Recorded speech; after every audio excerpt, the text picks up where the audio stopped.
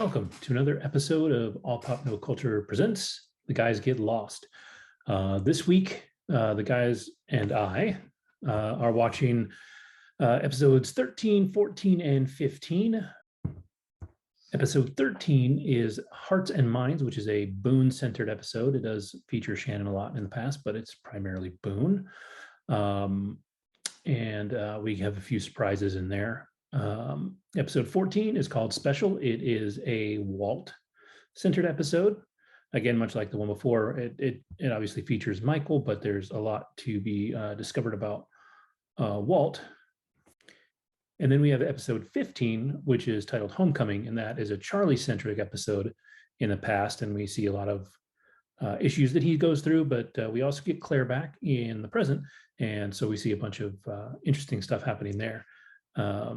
Ends with a fantastic Charlie moment, so the guys really get involved in this one. So have a listen. Don't forget to like, don't forget to subscribe if you're seeing this for the first time and haven't subscribed. We are going to keep the Lost content going. By all means, check out our other content from all the other stuff we put together in the past, but if you're only here for the Lost stuff, you can still subscribe and catch that. And we hope you enjoy, and leave a comment. Tell us what we can be doing better. At the time of this recording, we're into season 2, but I'm interested in adding as much as I can to make the viewer experience better. So if there's something that you want to see, let us know in the comments, and we'll add it in. And we hope to see you next week.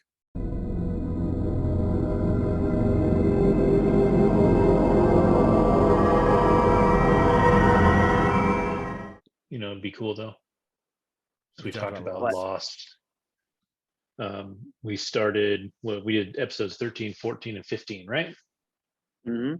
So episode 13 is our Boone and Shannon episode called Hearts and Minds. And this one's a trip. Like there's some weird shit going on here. You have Locke really kind of, for the first time, I think, really kind of being a dick for a minute. And just trying to control this situation and kind of make it what he wants it to be. At this point, he's kind of, I feel like he's indoctrinated Boone into his world, but Boone still, that's right. He's still very Shannon reliant for everything that he's doing, and so Locke wants to break him of that particular life choice, and so he ties up Boone and drugs him, and meanwhile Boone is also frustrated that Shannon is out there giving the googly eyes to Saeed. Mm-hmm. But it's a trippy one. There's a lot that goes on in this one. Is this also the one where I kind of watch these all 3 in a row, so it all blends together for me. I think it's the next one where we find out that Sun can speak English. I think that's the next one. So in this one, we also find out that Boone has had a lifelong chub for his sister-in-law. His sister, not sister-in-law, stepsister. Stepsister. Yeah. So that's really interesting. And one of the fun things that happens in this episode is that if you notice when Boone is in the police station reporting, I saw Sawyer in the background. Yeah, Sawyer's in the background. So that's a fun one, because you're starting to see the worlds kind of cross over in the Sydney timeline there. But this one's interesting. I really enjoyed that episode. It brought into light why they didn't get along. Right, because it didn't make sense. I get brothers and sisters don't get along, or siblings don't get along sometimes, but it was clear that there was a problem that existed that didn't it was deeper than just you're my sister. And we found out they were step siblings. We found out why he is pissed at her, and we found out that she feels why she always acts like she is helpless, because she feels like she is. So it was a good episode. I mean, all these episodes are about these individuals and giving us their backstory and deepening other backstories. It was, and then also continuing the story on the island itself. But it was a very interesting and good episode for sure. It didn't move the story along very much, but it definitely gave us those characters and why they are who they are, which I needed that, because I was starting to just be like, why are they here? But now I know why they're here. And it's cool too, because that tension that they have between each other, you realize is pretty fresh too. Like it's been building to a head, but whatever went on with them, because they showed Sawyer, shows that little one night, kerfuffle they had is basically like before they got on the plane. So them finally hooking up in their timeline is them is why one more reason that they are not close right now, because this is if you look at the official timeline, this is only day 24, so they've been on the island for about 3 weeks now. But I do hope that at some point there is, I'm assuming towards the end of the series, that there's some it'd be unfortunate if there was not a shot of everybody standing in line to get on the plane, and each character is just sitting there in line, and they're just in their own space before they know each other to the extent they are. That'd be, if that never happened, that was a lost shot, because that would have been super interesting and fun. But no, this episode 13, those two learning about their backstory and how close they are connected to other characters on the plane, unbeknownst to them in the universe before they got on the plane, was very interesting, curious for sure. J.J. Abrams was well ahead of the Pornhub trend. Dude, he's done a lot of shrooms. It was sorry, I missed it. It was a very interesting episode. Locke was crazy. That whole thing with Shannon was nuts. It also, though, very much does give us some really cool, interesting kind of like a look at, what the like Locke's, how he views this island. Sorry if you guys have already covered this, but I thought that was really kind of amazing. And I honestly, and maybe it is just because I am coming to this now, I'm guessing back then when it first came out, the whole step sibling thing would have been a little bit more scandalous and a little bit kind of like icky. Like my daughter found it icky as balls. I had to and to a degree it is. I mean, explain it to her. Yeah, because for all intents and purposes, they have called each other brother and sister to this point. And to each other, they refer to each other as brother and sister. Yeah, so when you use that terminology, it does make it a little gross until you realize that they weren't really brother and sister until they were older. There was, their parents. It sounds like neither parent really liked the other kid that much, plus you get the idea that Boone is like, in their story, he's always the good guy. Shannon's the fuck up. Boone's mom doesn't like him, like her. Boone's mom is a businesswoman, like a rich businesswoman. If you at one point, like he name drops his mom in the police station. So like number one matrimony. It looks like she's the Martha Stewart of weddings. Yeah, and I run a subsidiary there. Yeah, and I thought that was interesting. Yeah, so he tries to power play, but you get the idea throughout the show to this point too, especially his relationship with Locke, that he's a follower and not a leader, right? So it's interesting that he runs a subsidiary for his mom, because he's not the take charge kind of guy. Like he wants to be, but you see it in that first episode when he's like, oh my God, we need to, he's doing CPR wrong, even though he's trying. Like, he tries to be the guy, but he's not the guy. But it's also interesting though that it's his mother and her father. So that means he's, he could be her only son, like her only child. We don't know enough of that yet, and that he, his gravitation towards Locke could totally be some daddy issues. For sure. This could be a kid that never got yelled at holding the flashlight for his dad while he was working on his car. Well, and plus, like, you look at, he tried to gravitate towards Jack in the very beginning. Like, he really wanted to be, Jack's, buddy, and Jack is not. He's not really a friend making type. If you've been paying attention, like, he's not.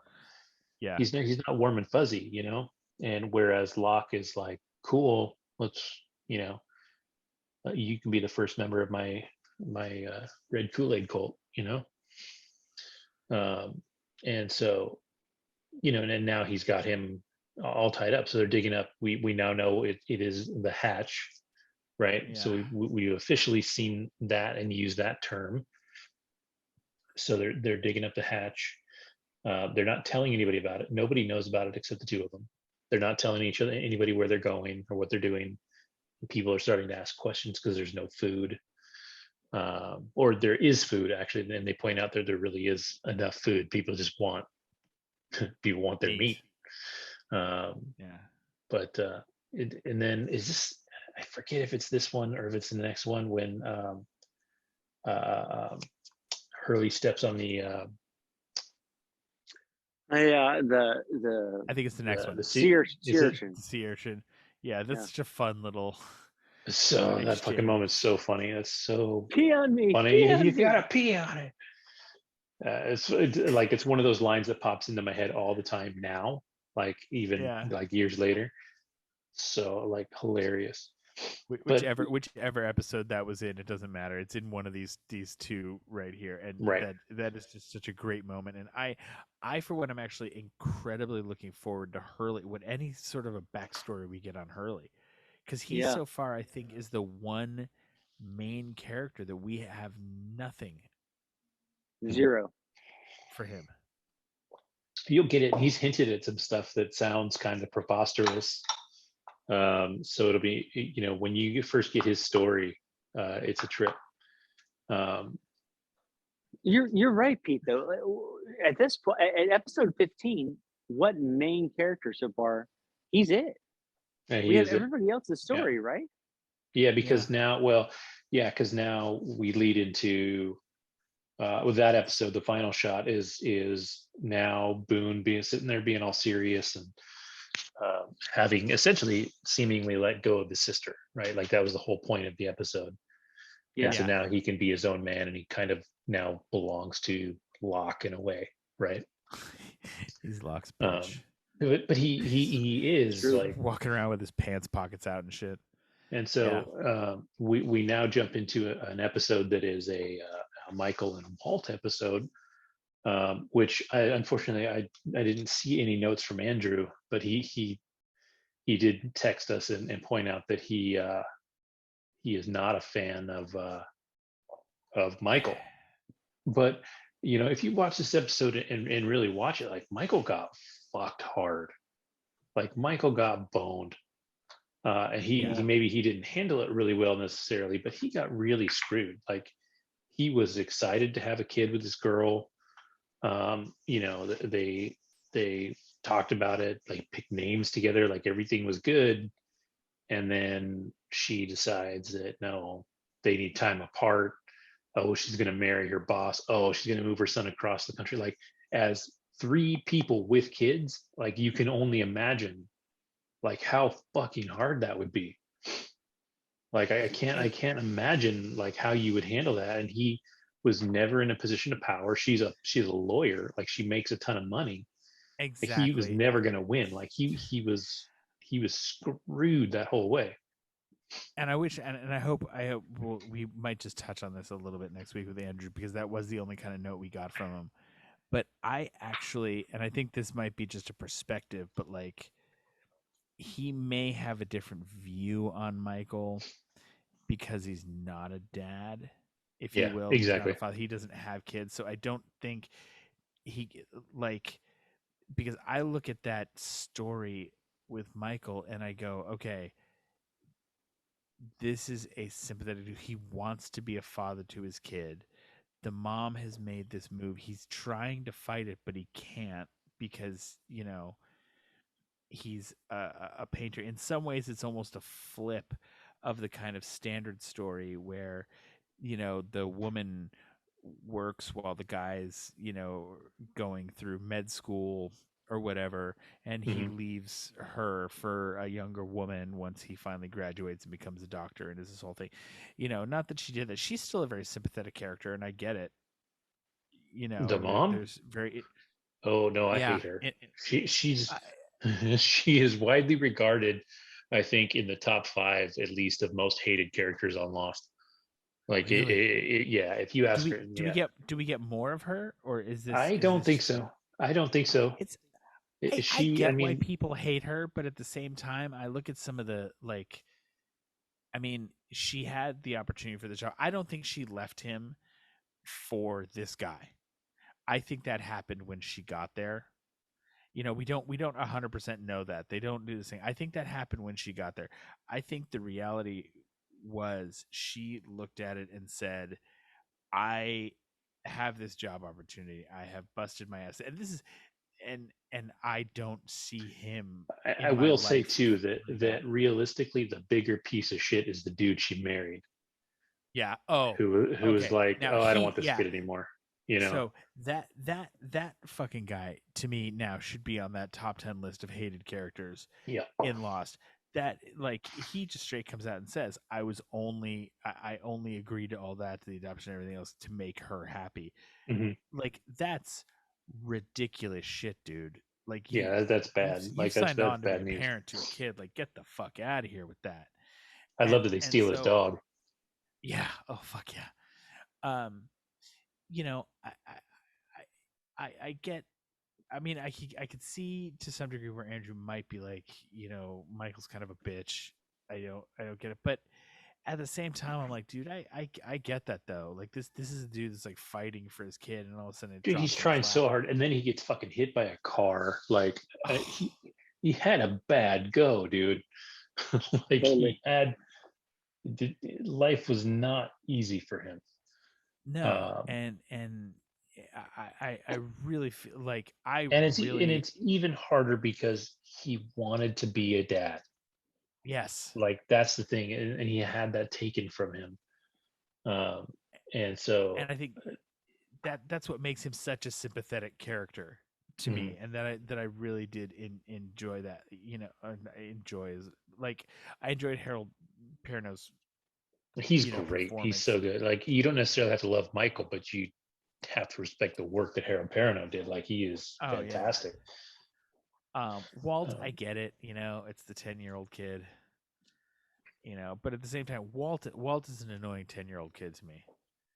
He is. I've got a 10-year-old now, or I'm just I get it. They're feeling each other out and everything else, blah blah blah blah. But bitch, you're on a fucking island.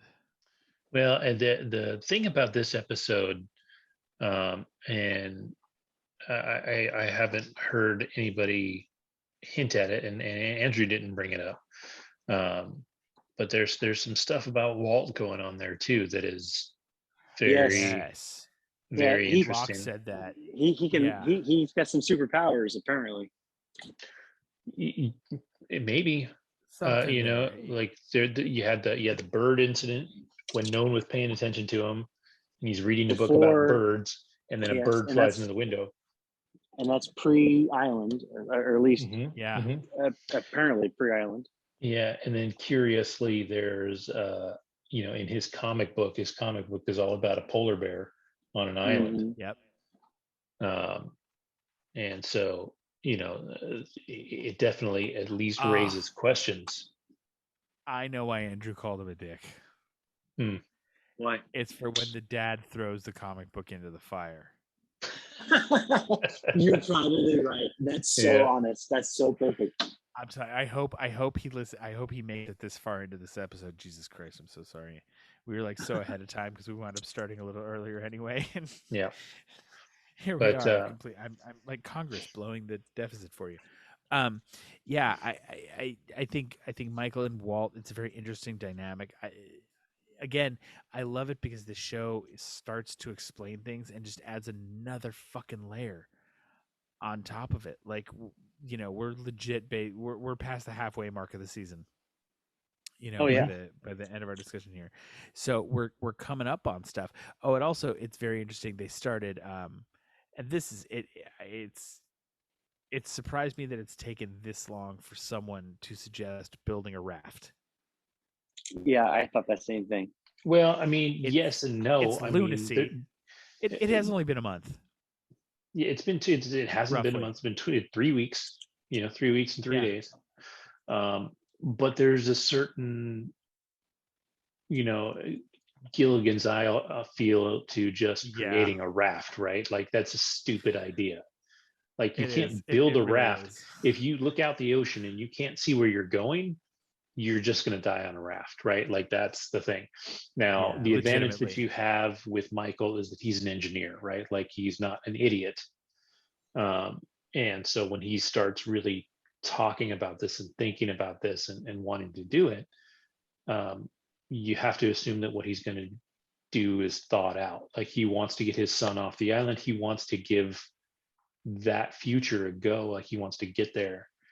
But at the same time, there's John Locke standing in the way of him and his kid in his mind. He feels like because he hasn't connected with his kid and he's tried, Locke has a natural connection to Walt that he just doesn't have. And part of that comes, I think, from him walking into this kid's life and saying, "I'm your dad. You have to do what I say." And he's actually said that a few times. And well, he's right. He's the adult that is now responsible for Walt. Walt needs to listen to him. Locke isn't throwing that shit at him. Locke is treating him like an adult, which isn't really fair to a 10-year-old. Realistically, like a 10-year-old is not an adult. But you're also in this situation where if you treat somebody just like a kid and don't give them the things they need to survive, they're not going to survive, right? Like it's this catch-22. But Locke's the cool guy. Locke is the guy that is just there, that doesn't have to follow the parental rules, right? Like, so of course this kid is drawn to Locke instead of his dad. Exactly. And I see it as, and again, this is, far be it for me to criticize anybody parenting, much less the parent that's been written by television writers. But I look at that and I would have been like, especially if I was trying to bond with my son, and maybe this is where it gets hard because he doesn't know kids, because he hasn't grown up with the kid. Mm-hmm. He doesn't know that. Like I would have been like, oh yeah, no, let Locke teach you this. In fact, I'm going to come and learn this with you. That would have been the right thing to do. That's how I'm going to roll it. Like, that's how I would have approached that and try to bond with my kid that way. And the whole, well, why don't you know how to do this, Dad? Well, you know what? This isn't what Dad's ever learned how to do. Dad knows how to build the raft that we're going to start working on next week. Mm-hmm. Dad knows how to do this. Dad's going to start trying to build us a shelter. Like that. That's how I'd approach that. And again, it's just a parent, but and you do watch him struggle, because he does go to Walt a lot, and he's like, "Isn't that cool?" And Walt's like, "No, it's fucking stupid. Go away." Exactly. And so like he's trying really hard, and Walt is kind of a pain in the ass. Like, he's 10. He's been spoiled. He very much has, with the bird hitting the window thing. Like he's very much like, "You guys aren't paying attention to me. You're not paying attention to me. You're not paying attention to me." Like he seems to think he's very entitled, and so it's an interesting thing for Michael there. But this episode, comes to a head with Walt and Locke, and then ultimately they kind of bury the hatchet when it comes to going to have to save Walt from the monster.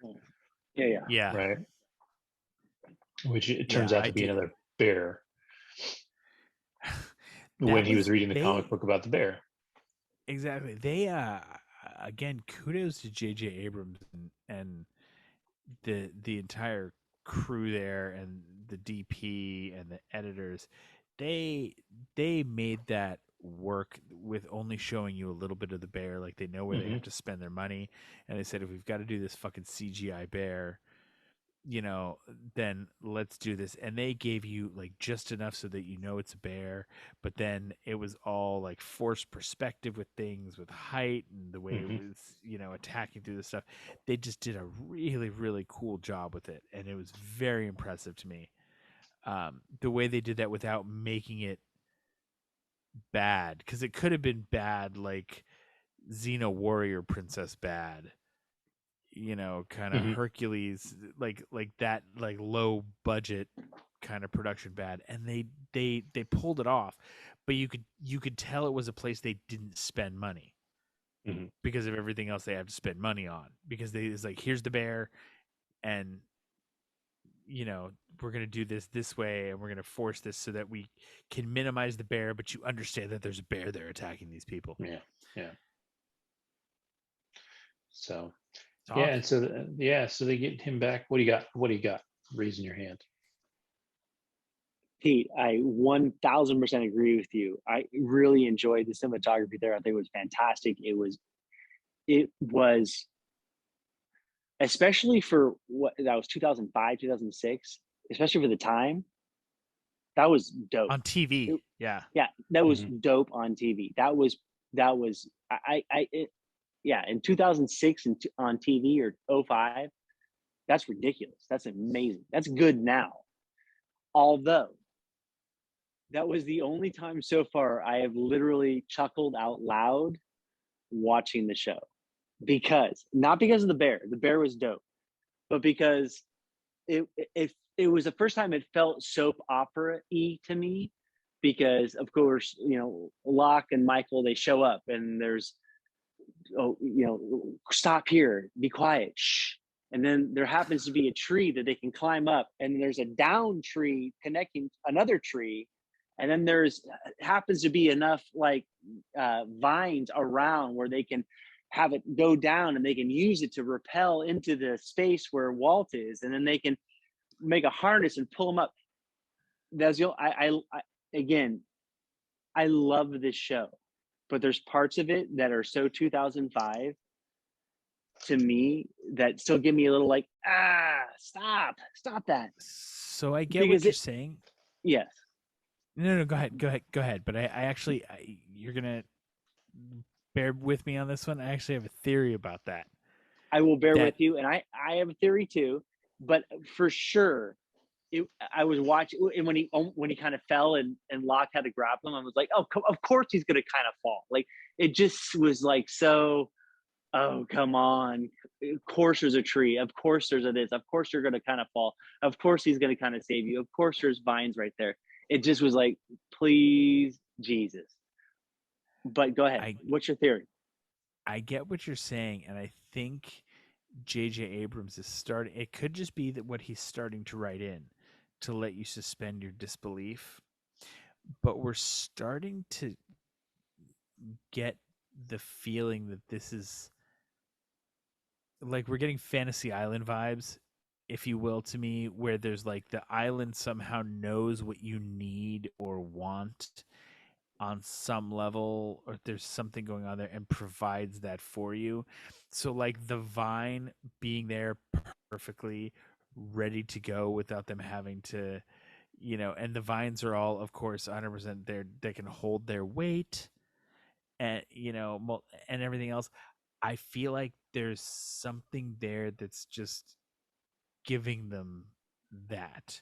Yes. You know, and maybe partially that's with Walt, because he's in an emotional state. So he kind of, if you will, I don't want to say manifest reality, manifest. Yeah, like there's something there that I think it did, because again, and they've addressed it, like some of your early, I don't want to say complaints, but like concerns, like they weren't concerned about, you know, water and things like that. They have moved on to address, you know, and the signal fire, like there's a lot that they have taken and said, okay, So we know we're going to hit you with all this fanciful stuff. We're still actually going to kind of ground this just a little bit because Jack's having to deal with now, people with infections and, like Sawyer's got the kind. It is also interesting to me though that Jack is doling out some of that medication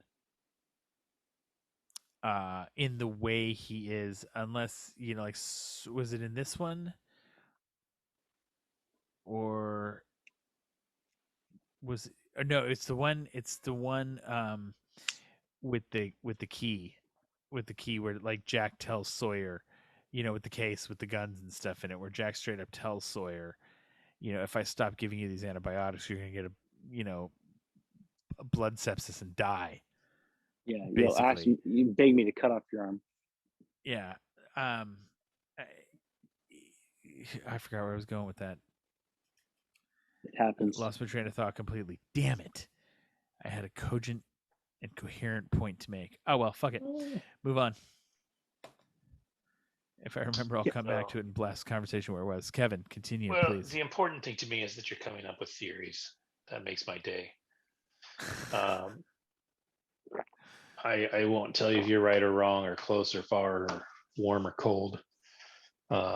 It's just adorable. It's so hard because I tried to use the little Occam's razor stuff and look at it and go, the simplest answer is, the most obvious thing to do. Forget that I know it's a written TV show or blah, blah, blah.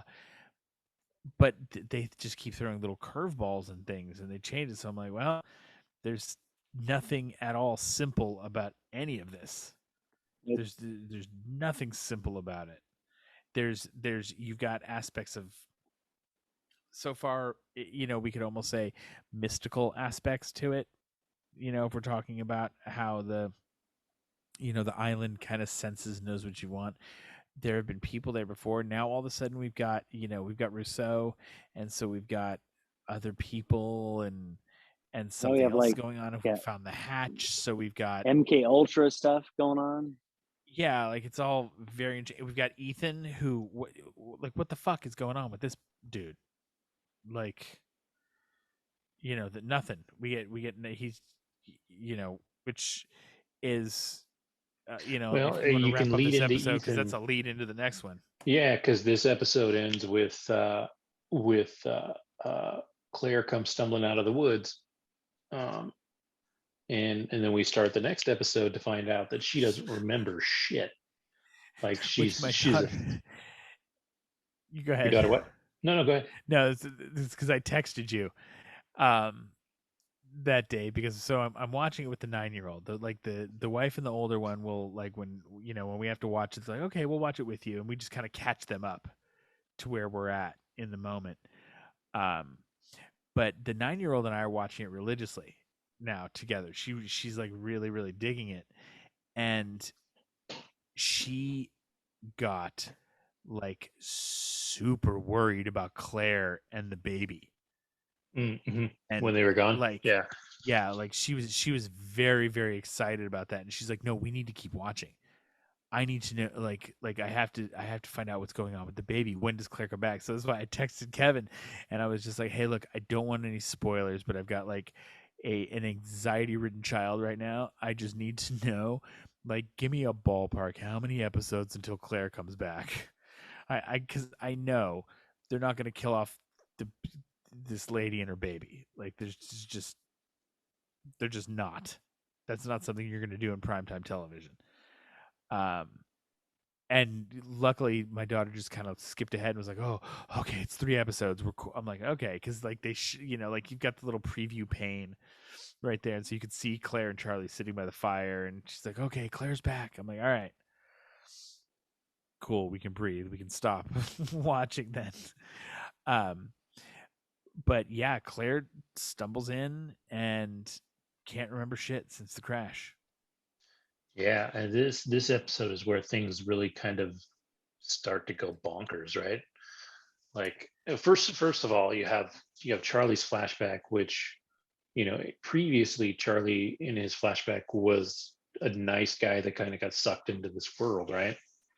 And now you're kind of seeing the ill effects of that, where if you've ever known an addict, they'll take advantage of people to get what they need. And so he's got a friend that's kind of pushing him to use his fame and his charm to seduce a woman and to get money from her so that they can.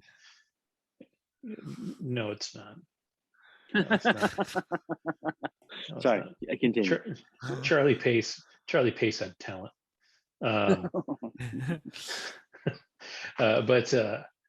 so he finds this girl, and she's really sweet. Like, she's a really nice girl. She's really looking out for him, and to his credit, like, he really tries. Like, again, you see Charlie, he's in a position that's not good, but he's trying to be the nice guy. Like, he thinks maybe he can kick this off, maybe he can be with this girl, maybe he can make it. And again, if you've ever known somebody that's in that situation, a lot of people that are addicts, a lot of people in that situation are pretty good people. They just can't fight the situations that they're in. And Charlie goes as far as getting a job from her dad and really trying. And of course, in the middle of trying, he has completely misevaluated what's going to happen when you go through heroin withdrawal, right? And he tripped over his own dick on this one. Yeah. And so he has to. He ultimately gives in to being the bad guy, and she catches him. And in her eyes, it was all just a scam. And if you really watch, it wasn't like he really was trying to be better. He just can't be better, right? Until Locke, but yes, I agree. But even then, like, even if Locke wasn't there, Pete made this point before, that at some point he would have gone through withdrawals. He would have had to give up heroin because he would have been out. That would have been it. Yeah, it's not like there's a heroin farm on an island, right? Like, nobody's just like cranking it out, being like, "Here, buddy, I got more." Like, he was totally he agree. would have been screwed. But I mean, Locke helped, but no, what Locke helped him kick the need for it. There's a difference between running out of a drug and refusing it and realizing you have to. For sure. But without Locke, he runs out of the drug, and the first opportunity to get it, he'd have at it. I think, at least in my experience with addicts, that's what they do. You have to, you have to choose to not have it. Yeah. Otherwise, even then, even then, it's not even that simple. But yeah, it's interesting. It's a really good storyline, because it really, like, Charlie's not a bad guy. And I think part of his like, they almost play it to a degree before this point, that Charlie's kind of attraction to Claire is kind of like, if not necessarily like sexual, if you will, but like there are like romantic feelings there. And I think there is some of that, but I also, in some ways, I think this is also, whether you subscribe to the 12-step approach to recovery or not, there is something about making amends. And when you do get sober, and whether that's with the 12-step program or not, you start looking back over your life, and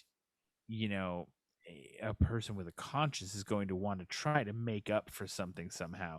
And so I think part of his protective nature is that Charlie really did fall in love with that girl, or was falling in love with her. Yeah. And he fucking vomited into the copier. Oh my God. That whole, that scene was nutty, because we all knew it was going to, like, it was a foregone conclusion that this is where the train wreck was going to happen. We just didn't know how it was going to happen. You knew there was never any doubt that he was going to get caught with the cigarette case. Like even when he's at the front door, you knew he got caught with the cigarette case. You knew he wasn't there to return it. Like that's what you want to believe Charlie was there to do, but you knew in your heart of hearts right then he didn't have it. This guy, is the insult to the injury for him. This is what this is. So I think Charlie has become kind of like overprotective, if you will, of Claire, and kind of has turned on this thing like he's going to protect her and take care of her, almost as a way of making amends, because he's got to fix what he did before. I do believe there was sort of romantic interest there, but I also think the two of them are very close in age. I think you got to look too. There's the scene with her diary when he's got it, and he's like trying to not read it, but he has to read it. Oh, that was he's like so funny. Yeah, that was a very what's the actor's name? Dominic Monaghan. Yeah, that's a very Dom Monaghan thing. Like he was, very much, but it was good. But yeah, and so that whole thing is a whole tragedy. And then you've got on the island now where Charlie's, trying to talk to her and trying to help her get her memory back. And so Charlie's trying to get shit done, and then he fucking bumps into our good friend Ethan. Mr. Tom Cruise's cousin. For real Here's life? the interesting thing. Yeah. He's Tom Cruise's real life cousin. Was it Mapother? Sorry. Bless you. You need to get a manlier sneeze, dude. I'm fine with my sneezes. Woo, baby. Okay, that's it. Sorry. Robert Mapother or whatever it is, or whatever his name is, but something like that. But yeah, Mapother is the last name. It's very interesting, and one of the things that we have, of course, had the Ethan first fight with Jack, but even as muscly as Matthew Fox was, he's a surgeon. Don't think he's really lived a life where he's had to scrap that much. Doesn't seem like he's not necessarily a super privileged life, not necessarily a super privileged life, if you will, but he most certainly did not want for anything growing up, regardless of how big a dick his dad was as he was growing up with everything that went on. But I think Ethan, there's something else there. Ethan, like, you're looking at him, and we have no idea what's going on with Ethan yet. His clothes are, as far as we know, the only people who have been on this island that we know of was some sort of a group with Rousseau. We know there were more people there with her, but that was minimum 16 years ago. Right? Ethan's clothes look very well put together for being 16 years old, living on an island, with no proper fabric care, washer, dry, so did Rousseau. He's like, he's super, super strong. Like, the way he picks up, I mean, granted, Charlie's a little dude, but still, to lift somebody, 6 or 7 inches off the ground and hold them in place like that with one arm, that's kind of a feat. So, and we saw in that first fight with Jack, like, Ethan clearly had the upper hand in there. So yeah, this is when he's got the bolo and he knocks out Jin, which is very interesting. Yeah, and he basically tells him that he's going to kill somebody every day until they get Claire back. Yeah. And so our little band of merry folks decides to build some traps and stuff.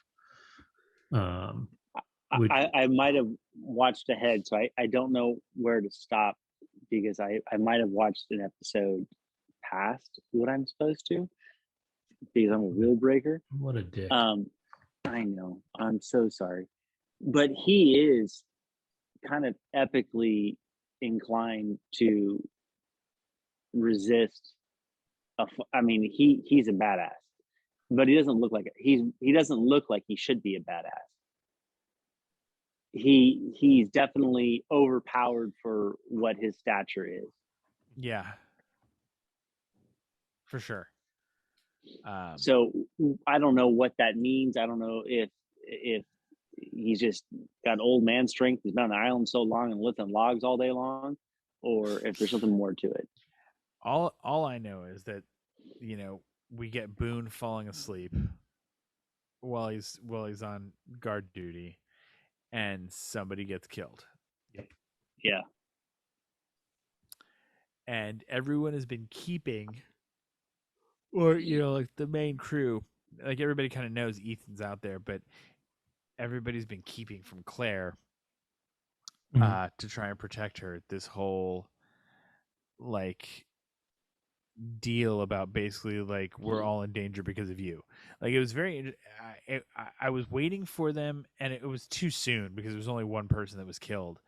But I wanted them to kill a few people because I wanted to see how fast everyone else would turn on Claire and be like, let's just give him this bitch. Like, what are we? Yeah. This dude is obviously able to pick people off. And it was funny. My daughter asked me. It sparked a crazy conversation for us with like a 9-year-old. My daughter asked me why he told Charlie he'd kill him last. And I was like, well, think about that, babe. That would be like that's the most horrible torture. You have to watch everyone in the world die. Yeah. First, she's like, oh, wow, and she started thinking about that, which was just stupid to do to a 9-year-old. But this episode then chugs along because they jump right into Jack is ready to go. He's like, all right, he's talking to Locke. They're trying to track him, and he and Locke have that conversation about, what do we do when we do get him? And Jack finally breaks out the firepower. He's ready to go. Yeah, So they're finally armed up, right? They got what, 5 guns now? Yes, well, because there's 4 in the case, and with then about Jack even says about 100 rounds or so, and then exactly the one the Marshal had, which Sawyer has. So Sawyer, so now we've got Jack, Saeed, Locke, and they decide to give the 4th gun to Sawyer, which is interesting. Yeah, which is interesting to me because we all know at home at this point that if any one of them should have a gun, it's fucking Kate. Yeah.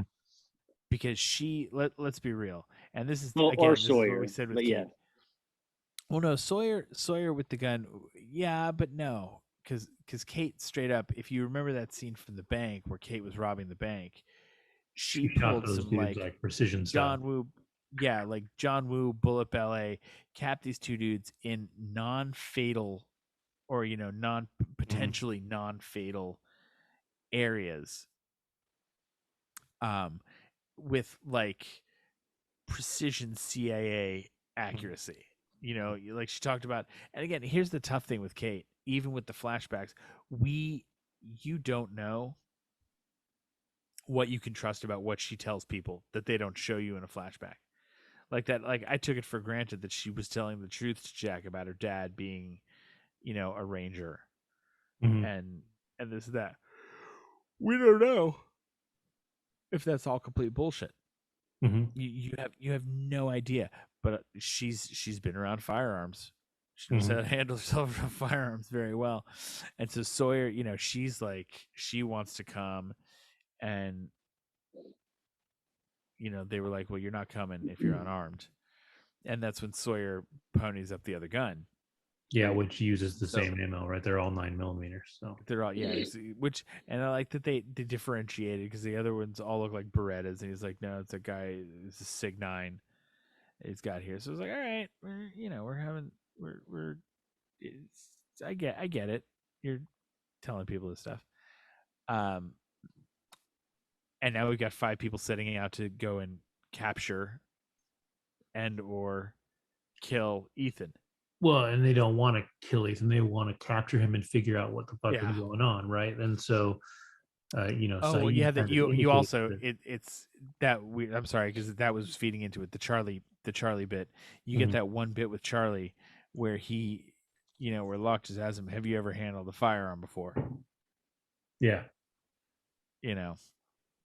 Which was very interesting to me because they also, they were willing to give one to Kate, but they never asked her.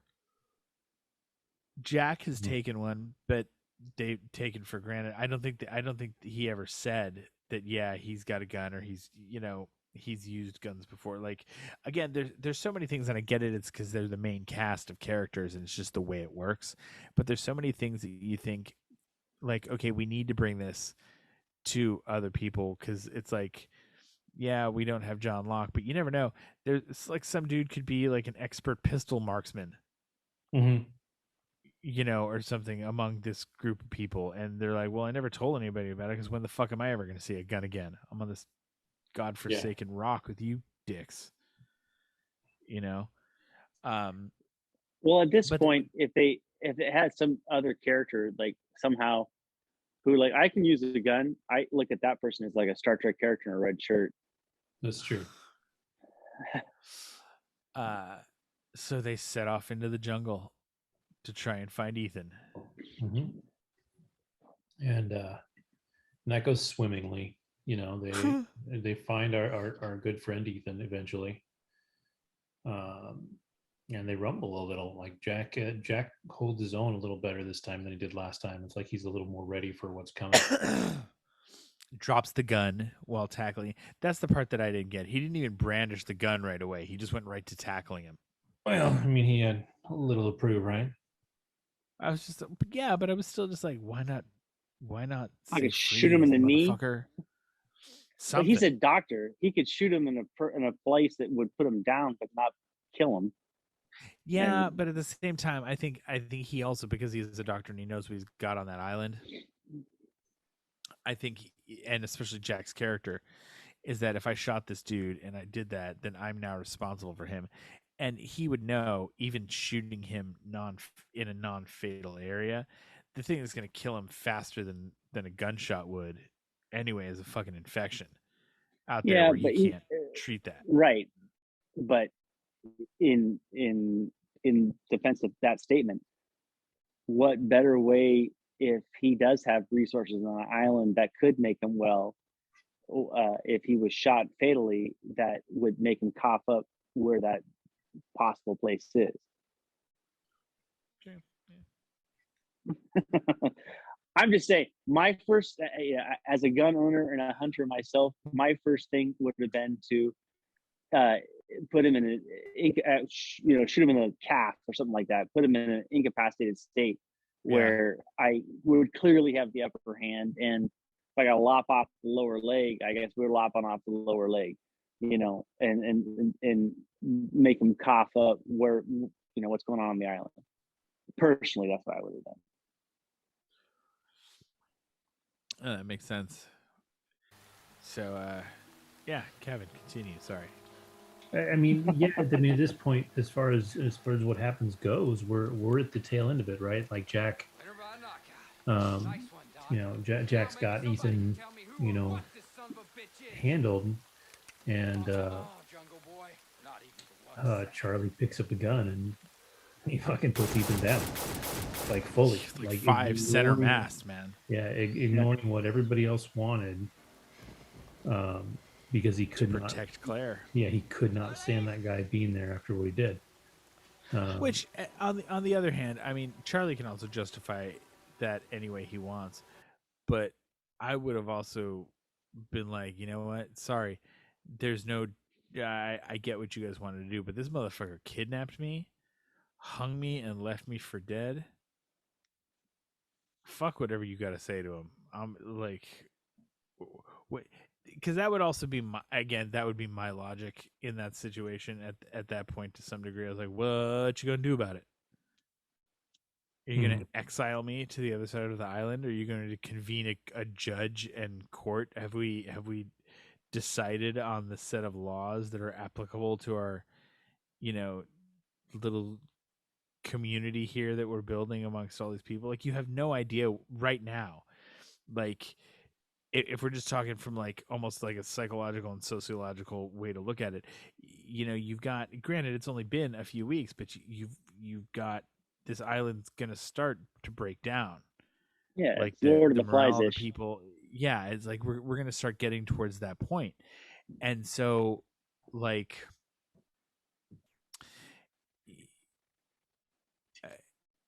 it's kind of open season. So it's I'm a Captus dude. Who gives a shit where he's from? If there's more than him, they'll come out and get it. I'm going to protect Claire, so this fuckstick can't do this again. Mm-hmm. Yeah, and I get that. Like, no, it was stupid because they should have incapacitated him and interrogated him to some degree. I'm not saying it wasn't stupid, but I get it. But it was also like he was not in a right state of mind. No. Like this dude literally killed him, like, right? Like he was almost dead. If Jack hadn't brought him back to life, like he'd be dead at this guy's hand. Like there's a lot going on there. That's all very, very, very true. The reason why that happened is because it's a 24 episode season, so we can't have this guy spilling his beans in episode 13 or 14, whatever, 15, whatever episode it is. He has to die. It's part of the character development for what's his name, and also just for the whole episode season in general. What should have happened didn't happen because it couldn't happen because we had to have the character development the season developed too. So I totally get it. This is the soap opera ish of it, where what had to happen. It's interesting too because I actually just found a note that said this is actually Damon Lindelof wrote this episode, and it's his least favorite episode of the entire show. Like he very interesting. Yeah, and so I could see that to a degree. There's a lot that happens in here, and there's a lot of plot moving forward stuff, but it's also it's hard to digest. And Charlie at the end is really sweet. And again, this is because not everybody knows about the guns, so they've got to kind of keep that under wraps because they don't want people to know about that completely. Jack wears the fucking key and he's got the case buried under a tree log, Survivor style. But he's, Jack's kind of the de facto leader, if you will, but at the same time you got all the other people on the island that aren't in the main crew. I don't know. It just there's a lot of not missteps that go on, but there's ghosts. I don't know. That was interesting. Sorry. Yeah, I think I lost power a little bit. I don't know what happened. That was weird. It was just, yeah. Sorry. I get, no, it's okay. I get what Charlie did, but at the same time, it's also like, it just the ramifications of that on the island, because he's a straight up murderer. Like, call a spade a spade. Like, we have no idea who Ethan was at this point. He just straight fucking capped this dude. He was incapacitated. Yeah. Like, he executed him. And they needed information from him. Like, they're not going to get the information they could have got. The only thing that makes me think too, Pete, a little bit, if you think about it, as much as he was hanging there, he could be part of the plot too, right? Maybe he knows more than he, if we want to go all weird on it, maybe he killed him. Maybe he's not even dead. Maybe he's part of the inner circle, right? I can see that. God, now for some reason I want to go watch that movie, The Game, with Michael Keaton and Sean Penn. Oh, it's so good. That's one of my, from a suspenseful, like 7 type movie, that's probably in the top 10. Like 7, Crying Game, The Game. Those are so good. Oh, okay. You like surprise movies. I was like, Crying Game. Yeah, just like no, I get it. Yeah. Here's the reveal. Exactly. But yeah, how does this one, like, where does this one leave us at the end? I know Ethan's dead. I believe the way this finishes off, I was drowsy watching it tonight. But it really just ends with Charlie and Claire. And she's trying to remember, and she says she remembers something about peanut butter. I remember peanut butter. Why do I remember peanut butter?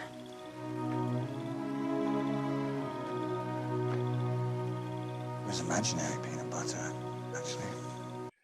Peanut butter, yeah. Yes, that was very sweet. And then it's all imaginary peanut butter, yeah. Yeah, and then it ends with him, with them saying goodnight to each other. So she wants to trust him. She wants to believe in him.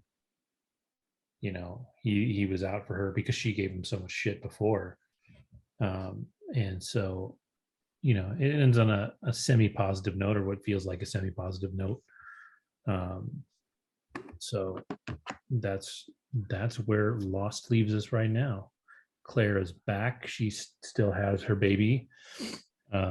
There's bad dudes out there that still want Claire, apparently, although we don't know how many bad dudes there are, or if what's his face really was the only one. Yeah. And so, yeah, there's just a lot that I'm very interested to see what happens. Yeah, so we've got next time up, we have we've got 3 episodes, so we're looking at 16, 17, 18. The next episode, I believe, is a Sawyer episode. Outlaws, yeah. Where I think we get a Sun and Jin episode again. And then we will get, you'll finally get your Hurley episode. On episode 18. Yeah, and there's some very interesting things that start unraveling in that one as we move towards the end of the first season. So the next 3 episodes are kind of a big deal. The Sawyer episode is a really good one. I think this one, there's actually a big reveal in that one that you'll find interesting. So yeah, I'm excited for you guys to watch these 3. I'm stoked. I can't wait. I'm actually, I promised the little one she knows we're limited to 3, but she really doesn't want to wait until later in the week. We're gonna watch them tomorrow morning. You guys should you should do like one every other day. I know that's what I'm going to try and push them for, just to let them digest a little bit. Because I told her, like, I forgot what it was, but she wanted to do something while we were doing it. I was like, no, I can't. I got to kind of watch these and digest them, and see where we go from here. I can't like clutter up my head with other stuff while we're watching them, because I really want to like absorb this show. I get it now. I think I've said this every week now. Obviously, I'm really enjoying it, but this was like a television game changer. Mm-hmm. Like I totally see like this show's influence on TV since, like, going back and thinking about not even just like the shows like Manifest and things like that. These kind of mystery shows where there's layers upon layers and some M. Night Shyamalan twist shit. But just the way, even the feel of TV dramas and the way they feel now and the way they do things, it's different. And it's been since Lost. Looking at this time, I think this is kind of influenced and kind of heralded the way that TV's going.